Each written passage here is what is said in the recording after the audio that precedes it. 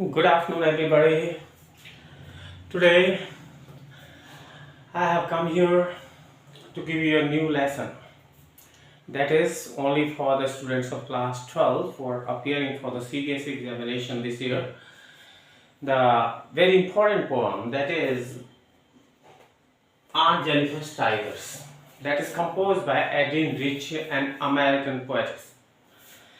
ये बहुत ही सुंदर कविता है, एक नारी के अधिकारों पे बेस्ड पोम है जो कि आपको बहुत कुछ देने वाली है एग्जामिनेशन पॉइंट ऑफ व्यू से, क्योंकि इससे हर साल क्वेश्चन आता है। इसलिए specially those who are going to appear for the CBSE examination for the session और upcoming session are requested to do this very well. ठीक है, सबसे पहले हम बताते हैं आपको एक पोम आंट जेनिफर्स टाइगर्स। इसका हेडिंग से ही पता लगता है आंट जेनिफर के टाइगर्स। आंट जेनिफर कौन है, थोड़ा इसके बारे में आपको बता दिया जाए। आंट जेनिफर एक अमेरिकन लेडी है और ये उस औरत की, उस महिला की आंतरिक भावनाओं पे बेस्ड है। इसकी थीम ही यही है, उसके अंदर क्या चल रहा है, क्योंकि वो रह रही है एक ऐसे समाज में जहाँ पुरुषों का ज्यादा बोलबाला है, दैट इज पैट्रियार्कल सोसाइटी, पुरुष प्रधान समाज में। हम लोगों का भी पुरुष प्रधान समाज रहा है और कुछ देशों में specially in America 17th-18th century की बात है, उस समय तो वहाँ नारीवादी आंदोलन चले थे क्योंकि औरतों के अधिकार बहुत सीमित थे। तो ऐसी एक बहुत सुंदर कविता आपके सामने रखी जा रही है। यह है aunt Jennifer tiger, Adrienne Rich की लिखी हुई है। एड्रिन रिच एक छोटी सी राइटर है या पोएट है जो अपनी चाची के बारे में लिखती है, आंट के बारे में लिखती है। तो पोम सब बच्चों के पास बुक होगी, फ्लेमिंगो। लास्ट पोम है आंट जेनिफर टाइगर्स। तो the pome is very short. ये 3 स्टेंजाज में ये पोम आपको मिलेगी। पहला स्टेंजा, दूसरा स्टेंजा, तीसरा स्टेंजा। पहले स्टेंजे में क्या है, Aunt Jennifer's tigers prance across a screen, bright topaz denizens of a world of green. They don't fear the man beneath the tree. They pace in sleek chivalric certainty. ये 4 line है इस pome में। शुरुआत में 4 line है जो कि stanza first में हम रख रहे हैं आंट जेनिफर टाइगर। इसमें उसके टाइगर कैसे हैं ये आपको दिखा रखा है। तो टाइगर prance upon एक्शन, सबसे पहले टाइगर का एक्शन क्या है, प्रैंसिंग एक्शन, प्रैंसिंग। वो जंप मार रहा है, बिल्कुल ऐसे चल रहा है टाइगर। और फिर क्या है, ब्राइट टोपेज डेनिजन। ब्राइट, इसका कलर क्या है, टोपेज क्या होता है, पुखराज एक पत्थर होता है, स्टोन होता है, जेम समझ लीजिए, और उसका कलर होता है येलो। तो ये जो है टोपेज कलर के, माने येलो कलर के, टोपेज कलर के ये हैं denizens of world of green habitat. माने कहाँ रहते हैं, फॉरेस्ट, ये फॉरेस्ट के प्राणी है सारे। डेनिजन्स ऑफ ग्रीन माने inhabitants of forest. They pace in sleek, उनका जो style of movement, style of movement क्या है, chivalric, chivalric and sleek and chivalric, sleek plus chivalric, ये इसका मूवमेंट है। बड़े बहादुरी से चल रहे हैं, शौर्य के साथ चल रहे हैं, बड़े एलिगेंट, बड़े सुंदर तरीके से चल रहे हैं। तो चलिए शुरुआत करते हैं इन 4 लाइनों की। आंट जेनिफर टाइगर्स कूदते हुए नजर आ रहे हैं, प्लेंसिंग मूवमेंट में है, येलो कलर के ये है, टोपेज कलर के ये हैं। फिर स्टाइल इनका कैसे है, बिल्कुल स्लीक एंड शैवलरिक है। मूवमेंट, रहते कहाँ हैं, world of green, that is forest में रहते हैं। और इस तरह से इसने टाइगर को चित्रित किया है। That's how the poetess has depicted the tiger.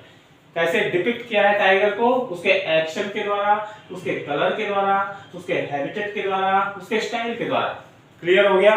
तो फर्स्ट स्टेंजा में आपको प्रैंसिंग मूवमेंट दिखाया हुआ है, एक्शन, बिल्कुल ऐसे जंप मारते हुए चल रहा है, पीले रंग के हैं, जंगल में रहते हैं और स्लीक एंड शैवलरिक सर्टेनिटी के साथ चल रहे हैं।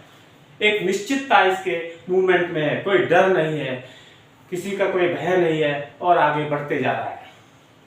ठीक है, कई क्वेश्चन उठते हैं उसने टाइगर को ही क्यों चुना अपनी एम्ब्रॉयडरी के लिए? क्योंकि टाइगर बड़े फैरशियस होते हैं। क्या होते हैं? बहुत ही पावरफुल होते हैं, शैवलरिक होते हैं। इसलिए वो औरत जो थी जिसने बनाई है कविता, उसके अंदर की भावनाओं को टाइगर बता रहा है। मैंने she also wants to become like a tiger, वो भी टाइगर जैसा बनना चाहती है।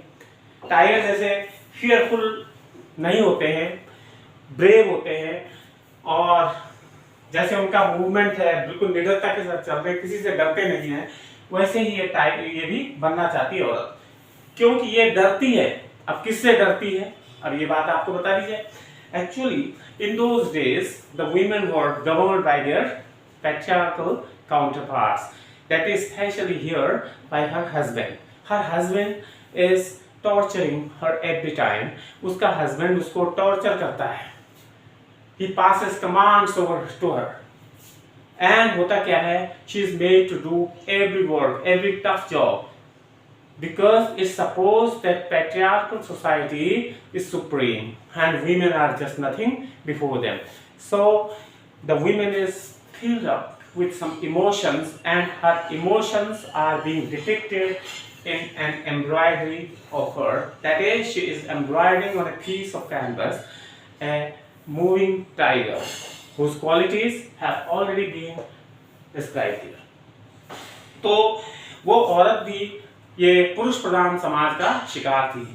इसका पति इसको बहुत टॉर्चर करता था, इसको अपने पति से बहुत डर लगता था। हालांकि ये अपने ओल्ड एज में थी, लेकिन सारी जिंदगी भर इसके पति ने इसको टॉर्चर किया, अभी भी उसको देख के डरती है। तो चलिए, बीच में है aunt Jennifer's fingers fluttering through. जब ये कानवस है, कपड़े का पीस है, इस पे टाइगर को बना रही है। क्या बना रही है? टाइगर। तो आइवरी नीडल से बना रही है। हाथी दांत की एक सुई होती है, वेरी लाइट, बहुत हल्की होती है वो, और जब उससे बना रही है, टाइगर को बनाते हैं, सुई को दबाना पड़ता है, फिर खींचना पड़ता है, तो खींचा नहीं जा रहा है उसे। हर फिंगर्स आर फ्लटरिंग, उसकी उंगलियां जो कांप रही हैं। अब देखिए इस पे क्या शो होता है, एक सुई हल्की सी जो है उसको खींचने में भी इसकी उंगलियां कांप रही है। इसका मतलब उसका शरीर बहुत कमजोर हो चुका है। उसके हस्बैंड ने इतना शोषण किया, इतना एक्सप्लॉइट किया उसको, कि उस बेचारी की उंगलियां भी कांप रही है एक सुई खींचने में। And the massive weight of uncle's wedding band. Wedding band, यहाँ एक शब्द आया है। वेडिंग बैंड किसके लिए यूज हुआ है? जो रिंग उसको पहनाई गई थी शादी की, रिंग। तो रिंग क्या है? गोल होती है। देखो थोड़ा समझने की बात है। अभी भी इसको ये रिंग भारी लग रही है। रिंग का वजन तो कुछ होता नहीं, पता नहीं लगता फिंगर पे, लेकिन इसको भारी क्यों लग रही है? क्योंकि अपनी शादी से नाखुश है। She is quite unhappy with her married life, because this ring is the symbol of her husband who is torturing her, who is overpowering her. So she does not like it and she feels it quite burdensome. तो क्या है, वो उसको बहुत ही भारी महसूस करती है, क्योंकि वो हस्बैंड का प्रतीक है और उस हस्बैंड को पसंद ही नहीं करती है। तो जब हमें कोई चीज पसंद नहीं होती है तो हमें कोई हल्की चीज भी भारी लगती है। एक छोटी सी बुक मेरे हाथ में, अगर मुझे बुक पसंद नहीं है तो ये भी भारी लगेगी मुझे, लेकिन अगर मुझे इसे I love this book, so this is very light every time, I don't care. तो ये है wedding band. Uncle's wedding band sits heavily upon arms. ये बहुत भारी लग रहा है उसको अपनी उंगली पे।